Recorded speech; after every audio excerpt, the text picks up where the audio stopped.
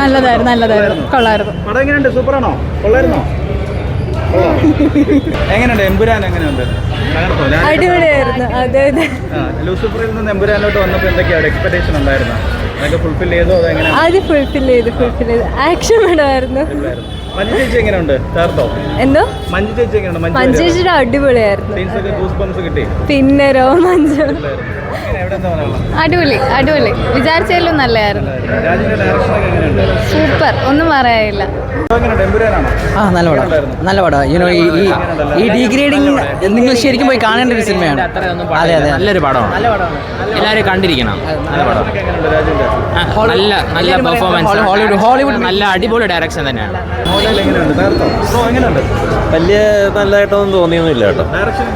കുഴപ്പമില്ല, ഡയറക്ഷനൊക്കെ നല്ലതാണ്. പക്ഷേ സിനിമ സൂപ്പർ, അടിപൊളി. എല്ലാം ടെക്നിക്കലി സെറ്റ് പടം.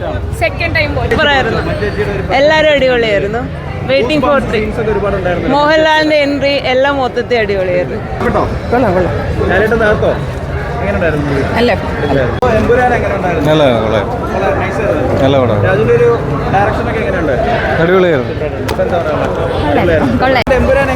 നൈസായിരുന്നു.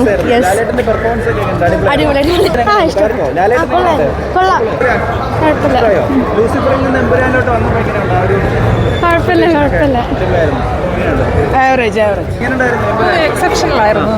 രാജുവിന്റെ ഡയറക്ഷൻ ഒക്കെ എങ്ങനെയാണ്? നന്നായിരുന്നു. മഞ്ജു ചേച്ചി സൂപ്പർ ആയിരുന്നു. ഇതിൽ ഒരുപാട് സ്ക്രീൻ പ്രസൻസ് ഒക്കെ ഉണ്ടായിരുന്നു.